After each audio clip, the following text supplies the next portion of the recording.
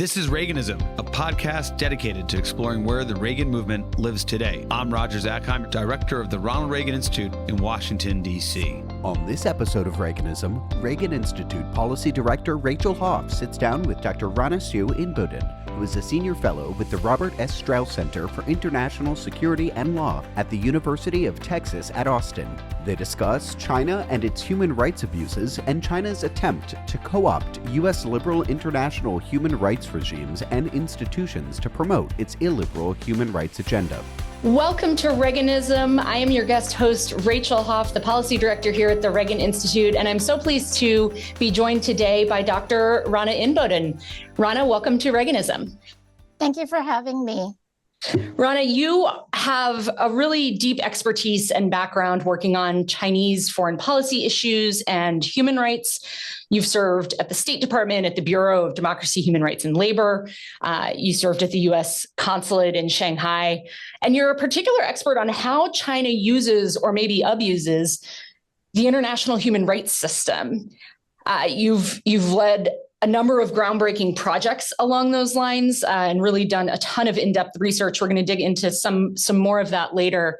A fun fact for our listeners by way of introduction, I was actually a research assistant of sorts. I played a very small part in the research that contributed to a book that you published that we'll be talking about later when you were my professor in graduate school. So it's a particular delight to have you on today.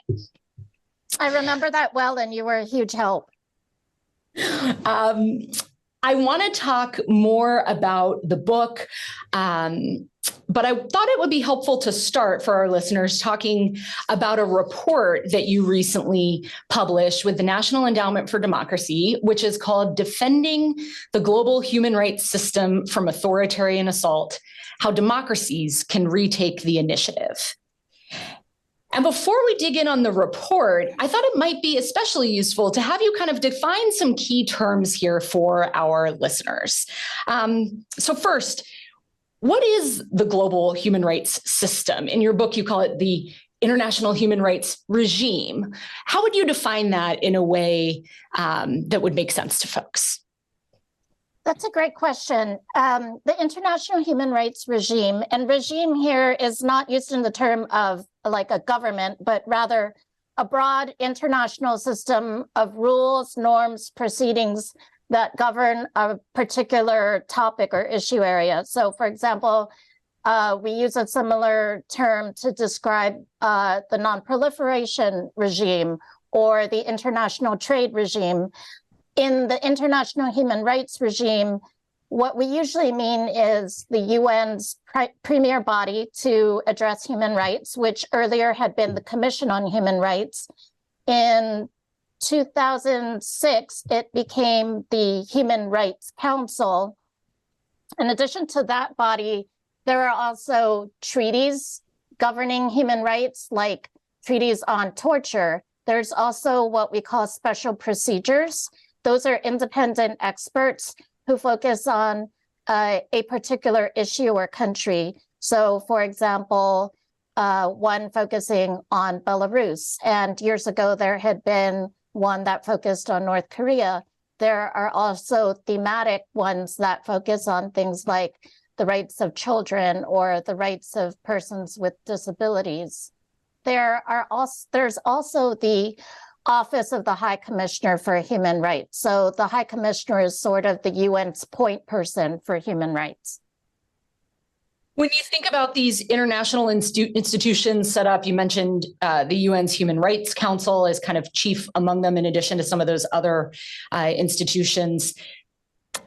While we're defining key terms, I wanted to ask you about this concept of human rights in general. So we have a lot of domestic debates about human rights and civil rights here in the United States, but I think there's a really baseline understanding in the US and in the free world around what human rights can be defined as, right? Things like protection from torture and enslavement and genocide, some basic political rights like freedom of religion, freedom of speech, maybe some legal rights in the rule of law category. That's probably how most of our listeners think about human rights. I guess, number one, anything you would add to or change from that conception of human rights on behalf of Americans and kind of the free world? And then more to the point, How do the Chinese and the Chinese Communist Party in particular, how do they use this term human rights when they think about interacting with the global human rights system that you describe? That's a great question.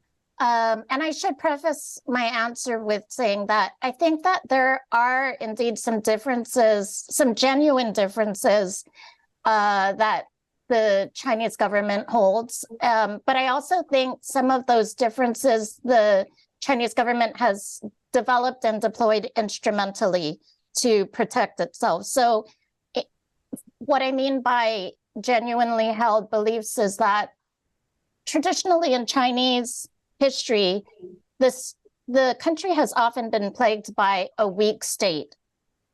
And so in a lot of ways, just having a state that can deliver a basic level of hygiene and sanitation and safety is something that is important to Chinese people. But I also think that the Chinese government has deployed this instrumentally, giving the state too much power, so much power that whereas in America, we think of human rights as placing limits on what the state can do. I think in China, this is a very weak idea.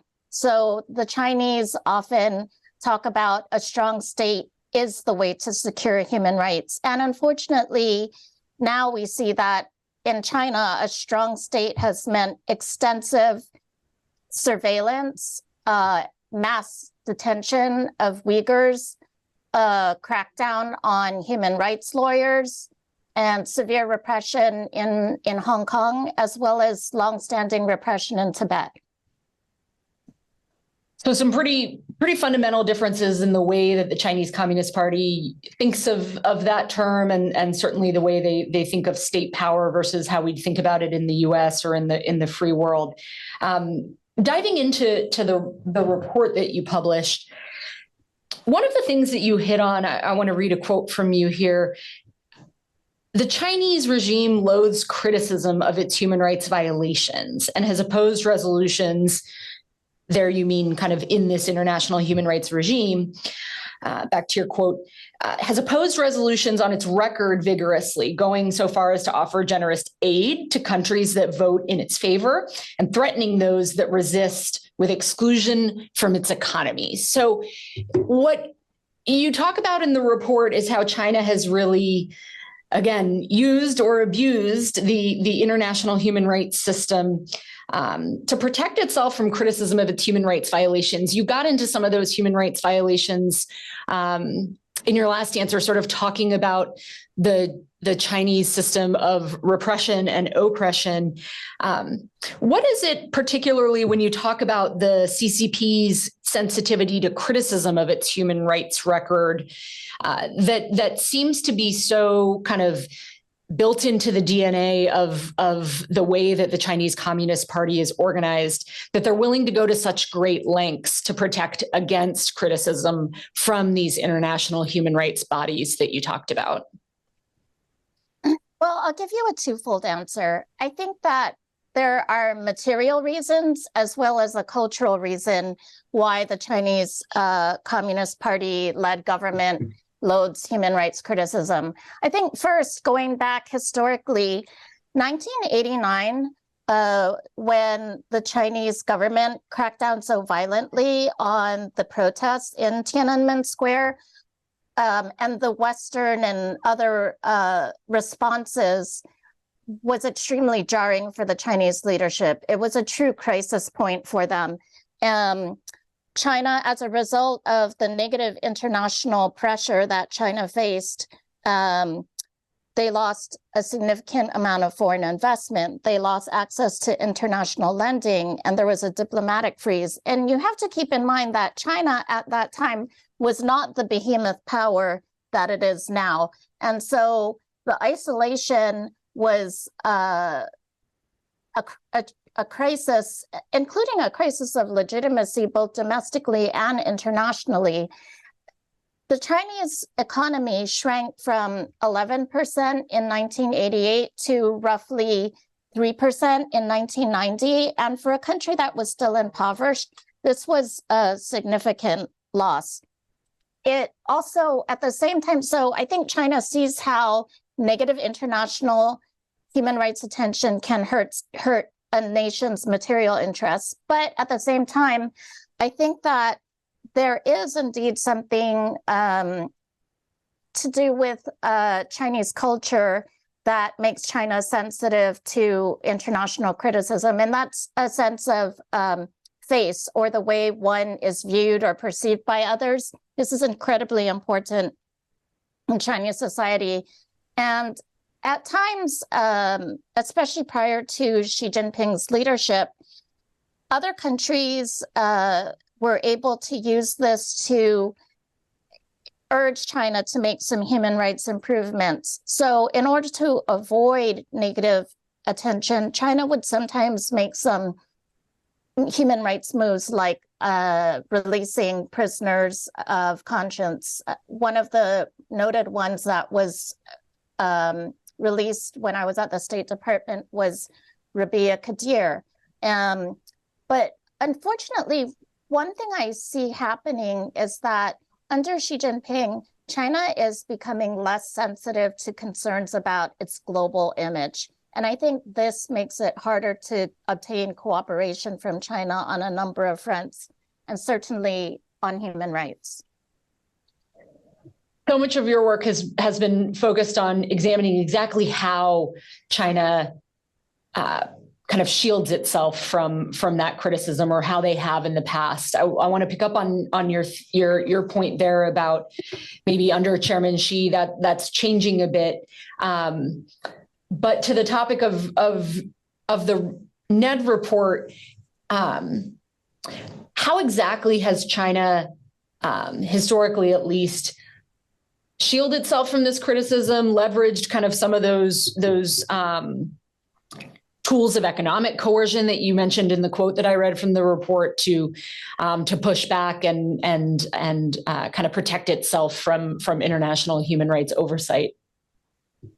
I would say that China has had a couple of strategies, and the strategies vary somewhat with regard to the countries that China is trying to target. So, for example, with the Western European and North American countries, China has used threats about access to its market or economic cooperation, and will at times take retaliatory measures.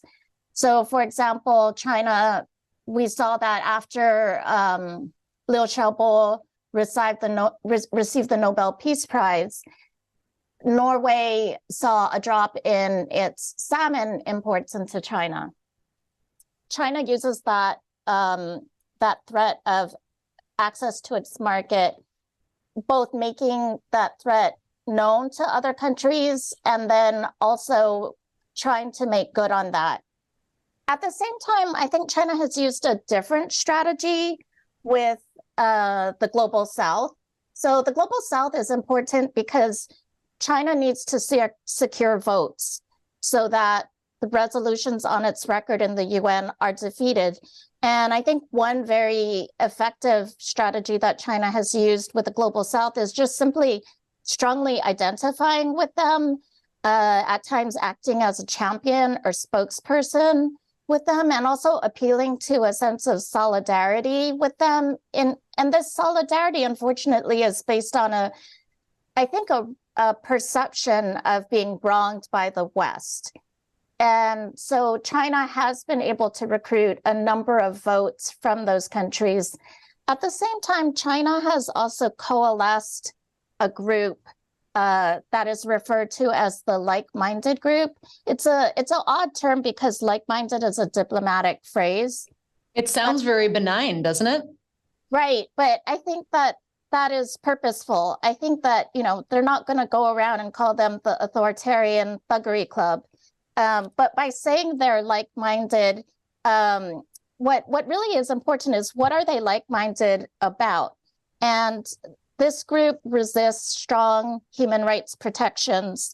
The group seems to have first started coming together in the 1990s. One of my book chapter documents how during the drafting over some torture, international torture standards, and trying to develop a strong mechanism to protect people from torture, that some of these countries started to come together and speak in a unified voice.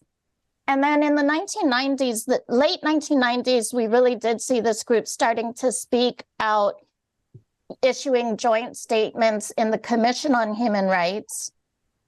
And then at that point, it was still somewhat contained to about 20 to 30 countries. But then I document how later, after about 2006 in the Human Rights Council, that this group now can muster about the support of about 50 countries. 50 countries in this like-minded group of authoritarians or authoritarian-minded countries, autocracies, kind of acting together. Flip the script a little bit as your report does, and talk about the other side. What are democracies doing? What is the free world doing to coalesce? And maybe more to the point, what could or should free countries that value human rights in these organizations, what could they be doing to do more? Well, I'll say also that the like-minded group is that a little bit more diverse than I first described. Although it does include some hardcore repressive countries, it also includes countries that are maybe not quite as bad. So, for example, Malaysia, India, Singapore. And I think that those countries also identify with this like-minded group because of their sense of their sort of non-Western status. And so I really feel like the Western countries need to do a better job of building bridges with some of these countries and finding areas where they can cooperate. And I think that there have been, the attempts to date, I think, have not been robust enough to build kind of cross-regional bridges that might counteract what the like-minded group is trying to do. I also think that even though democratic countries have not done enough to come together, I do see some promising signs of at least ad hoc cooperation. So one example that I'll give you is that there is a UN body based in New York called the UN NGO Committee, and it's the body that is in charge of granting consultative status, UN consultative status to civil society groups. And authoritarian countries had been able to use their seats on this committee to block civil society groups. I had documented how even over 1,000 of them had been blocked from gaining UN consultative status, so really robbing them of a voice in the world's premier international body. And what I recently saw is that the US started working with other governments to overturn some of these decisions by forcing a vote in the UN Economic and Social Council. And so this has meant that a dozen, I know that's not a huge number, but I think it's a great start. About a dozen organizations that had been blocked for years have started getting consultative status. And some of these groups work on issues like Syria or Belarus. And I love seeing this kind of creative and proactive diplomacy. And I think the collaboration with European allies is very Reagan-esque. Yeah, certainly. And that speaks to a point you made just a bit earlier on this concept of Western, right? I mean, you know, Rana, from our work together, that part of the work that I do here at the Reagan Institute is lead our Center for Freedom and Democracy. And in that role, when I'm having these policy conversations, there is sometimes this concept of a transatlantic shared history on these issues. Certainly that speaks to President Reagan's legacy. One of his most important speeches, and certainly his most important speech on this topic, was given before the British Parliament at Westminster in 1982. But in a sense, in today's world, this concept of when we talk about Western values or Western countries or Western society, that necessarily excludes some very important democracies that very proactively enshrine freedom and human rights as core to the way that they run their systems around the world in places far outside the West. And also some of the countries you mentioned that are maybe a little bit more to the middle. Maybe they have elections, but don't necessarily enshrine some of the other political rights in their societies, but are kind of on the edge and or in the middle and open to in some of these votes and some of these important initiatives at international human rights organizations. Might side with China and Russia and real authoritarian hardline countries on certain things, but might also be inclined to side with, and here I'll use the term I think we should use rather than Western, which is the free world, which includes a lot of the West and also a lot of other countries. Does that sort of resonate with the way that you would think about it, or anything you'd add there? Yes, I think that's a great point. And yes, I think you're right. We shouldn't just speak about Western countries.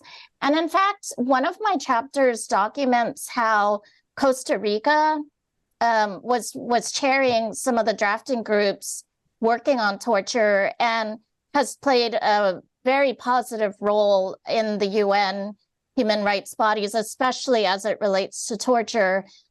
So you're right. It doesn't do justice to the diverse range of countries that are committed to human rights.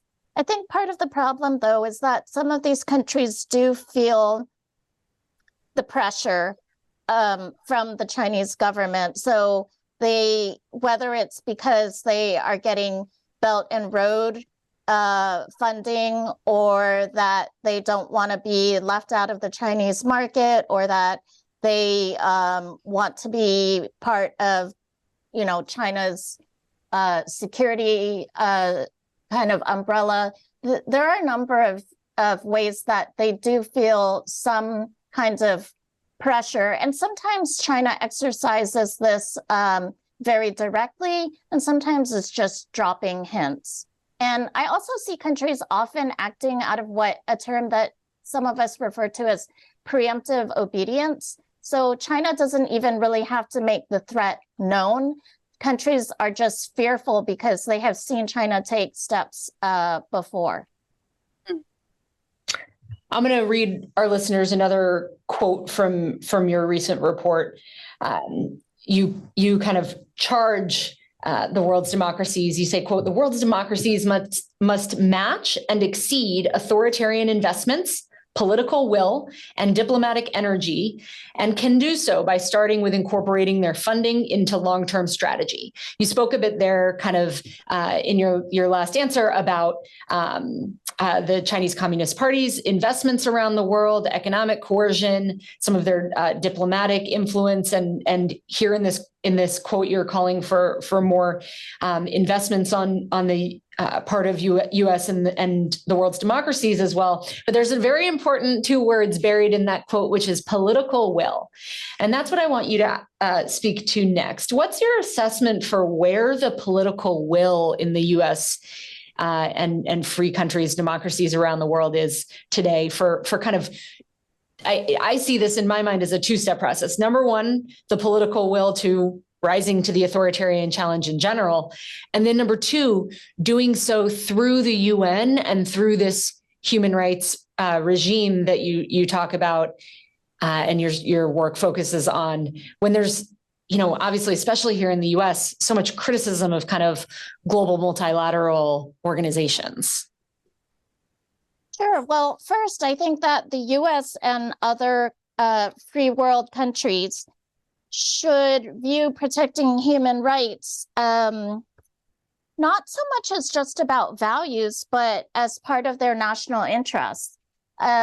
Democratic nations that respect human rights are often going to be more cooperative global actors and so in many ways, advancing human rights also advances peace and stability. I think it's not a coincidence that in an era that we see China's domestic repression increasing, we've also seen an assertive and hostile China emerging under Xi Jinping. And that wasn't always the case. I think at other points, we saw a China that was trying to figure out how to work with global consensus.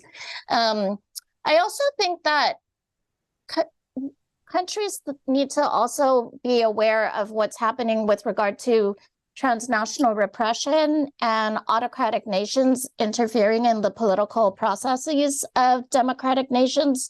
So, for example, Russia trying to interfere in elections or Chinese police stations on US soil. These are very dangerous things. And also, transnational repression is deeply troubling because it often affects people who have fled repressive countries and have sought refuge in somewhere like the United States, but they still face threats from Chinese security agents or others working on their behalf. And so I think democratic nations need to really think about that their own systems and territories will not be safe from repression unless there's a strong, robust transnational response. I've sometimes said that transnational repression needs a transnational response.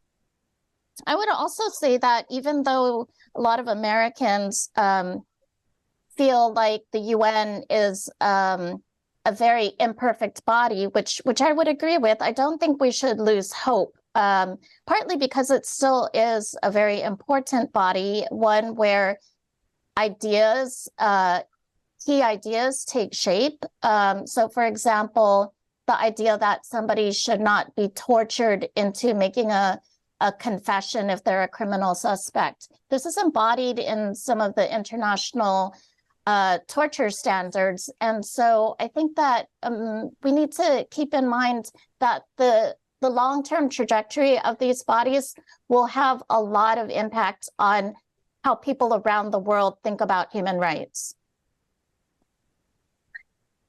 When you think about political will, and you give I think a really solid answer for why the United States should consider kind of the international human rights regime and the UNHCR despite its problems and the UN's flaws, as you mentioned, are still valuable potential roads to make improvements in the human rights situation around the world.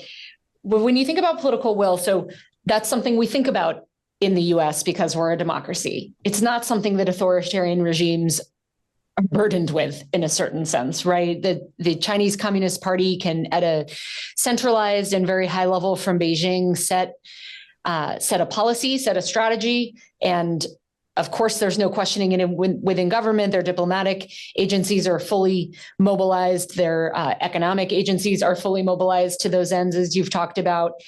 And it doesn't matter what the people think. In some ways, that's an advantage of that system. And the work of building political will in free countries is hard. Talk a bit about what you see as the advantages that the US and other democracies around the world have in this way. I mean, I think your point earlier on our kind of universal values and seeing those as in line with our interests might be an interesting starting point. But as hard as it might be to sort of have to wrestle with political will and building political will to do this work in democracies, what are some of the advantages on our side of the table? Well, I think a huge advantage is the ideas. And I think that if you watched the white paper movement demonstrations in China, and I was glued to that, And these were the protests where people were literally holding up blank white sheets of paper, right, as though they were protesting, but there was nothing written on them. Right. And I think that they were getting at the lack of freedom of expression and government censorship. But the ideas that the UN human rights system is meant to protect and advance are ideas that truly resonate with people around the world. And so in a lot of those videos over the white paper movement, the chants were not just about COVID lockdowns. At their heart, it was about human dignity and a right to be free from government coercion and repression. So I think one of the advantages is just that these ideas are universal because they transcend culture, they transcend time, and they appeal to people. I would also say that, I don't think our country has done enough to galvanize a variety of sectors to the cause of freedom. So, for example, I think there's a lot that American universities could do. I think that the U.S. private sector, especially companies, could have much more robust corporate social responsibility programs. I also would love to see the philanthropic sector really thinking about how they can use their funding in impactful ways. I think that, part of my early career was spent managing and directing a grant-making program at the U.S. State Department. And I continue to do consulting for foundations, and I've seen ways that even a little bit of funding can be deeply helpful to even groups like Uyghur-run groups that are trying to raise awareness about the use of massive forced labor, the massive amounts of detention, other ways that China is persecuting Uyghurs even when they are not in detention. I mean, it's so, the surveillance in the Uyghur region is so extensive that people literally don't have freedom of movement. And so I have seen that these groups are doing a really admirable job getting some issues on the spotlight on some of these issues. And I think that it's important to look at ways that we could support that. So I think we could just be using the range of sectors that don't exist in authoritarian countries to the cause of freedom. As we start to wind down our conversation today, I want to kind of zoom out and ask you more kind of to look at the historical evolution of China on these issues and pick up on a thread you brought up earlier. We've talked about your book a few times. Your book is called China and the International Human Rights Regime, 1982 to 2017. There's one very important year in that range. You've already mentioned it earlier, 1989, when the Tiananmen Square massacre brought a huge spotlight on Beijing and on the Chinese Communist Party human rights abuses for the whole world to see. I want to get to today's China here in a bit, but for our listeners, it's hard to even think about China in a context that doesn't include Tiananmen today. But just briefly, can you talk a little bit about China prior to Tiananmen Square? How did they interact with this kind of international organizations, international human rights regime before that kind of critical moment in their own history and in the way that they interacted with the world? Right. So prior to 1989, China was actually gradually and cautiously increasing its participation throughout the UN, including, surprisingly, the human rights bodies. So they had joined the Commission on Human Rights. But I think that there was still some caution and some skepticism about it, but they were at least receptive to learning more. I also think that there truly was a moment in time when the Chinese leadership was debating the implementation of political and legal reform. I think, of course, we have seen now that under Xi Jinping, that has gone in a almost a totalitarian like way. And many of us who have watched China for years, unfortunately, feel like we're seeing versions of the Mao era resurface. But I would say that, you know, China after 1989, you see China starting to resist strengthening the human rights regime. You still see them joining things, but I think that they start to do so, like joining the Human Rights Council or joining drafting groups. I think they do so to watch out for their own interests, to try to cap or hold back the strengthening or the future trajectory of the human rights regime. You described China until quite recently as kind of keeping a low profile in the human rights regime in that way. Your book ends in 2017, but a lot has happened since then. And you spoke earlier to the rise of Chairman Xi, and how kind of the trajectory of China on the international stage has changed. That's certainly true in kind of the geopolitical sense, and a lot of China watchers are paying attention to their military buildup, to their increasing aggression in the Indo-Pacific region overall, and particularly with regard to their democratic neighbor in Taiwan. Speak a little bit, if you would, to kind of how China's evolved in more recent years under Xi Jinping's leadership, when it comes to kind of this human rights and this international institutions piece. Yeah, it's funny. The book ends in 2017, partly because I realized if I kept updating the book to include the PRC's most recent shenanigans in the UN, I would never finish. You'd never get to publish it. Right. But that said, 2017 turns out to be an important inflection point, because it was around this time that, you're right, China departs from a low profile posture where it's mainly just trying to protect itself from human rights scrutiny to a much more muscular stance. And you see that after 2017, China begins to introduce resolutions in the UN Human Rights Council that propagate its human rights views and include a number of Xi Jinping's slogans, such as win-win cooperation or a community of shared future. And this assertive push is much more than just introducing what I call Shiisms, but also advancing some concepts that I think are somewhat dangerous. So, for example, the Chinese term mutually beneficial cooperation.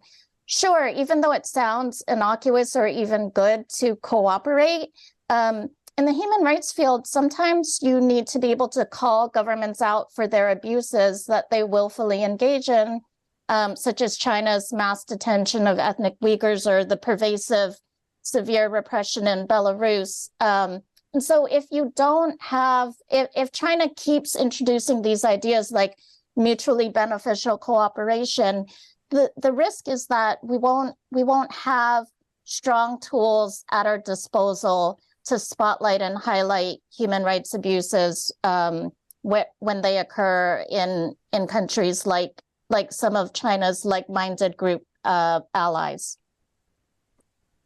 Well, speaking of history, President Ronald Reagan has an enormous legacy on the issues that you focus on during the context of the Cold War and the Soviet Union being the primary authoritarian competitor to the United States and aggressor around the world.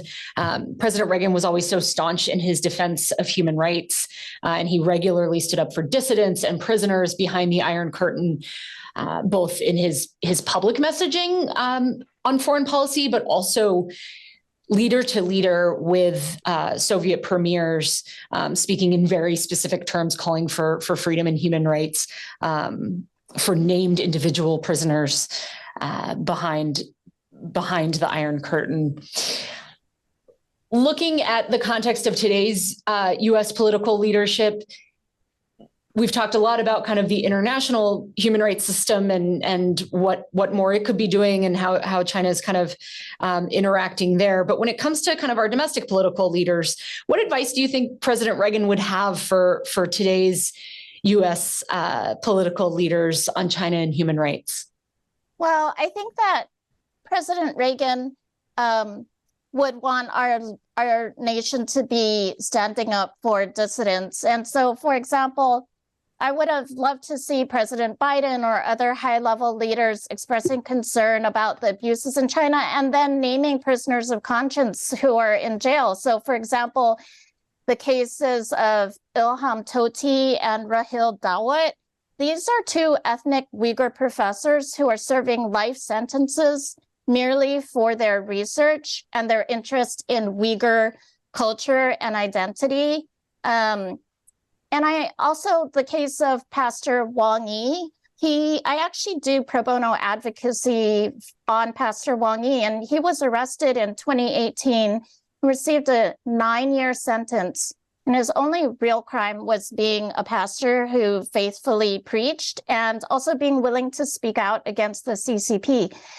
If he serves his full term, his son will be 19 years old when he is released. And so I think that our leaders need to be willing to raise these cases publicly. I think they need to be raising these cases directly with the Chinese government at high levels, not just at working levels. I also think that President Reagan would tell America something that I think he was especially good at grasping during the Cold War was that the tensions are not just about power, but there's also an ideological struggle, and also that I think our leaders need to take a longer term view with China. So raising human rights issues and cases with China and being more vocal about China might cause the Chinese leadership to get upset or fail to cooperate or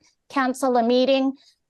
And these certainly are painful short-term issues in the bilateral relationship. But I think what President Reagan would have seen that in the long run, a more free China would pose less of a threat to the international community.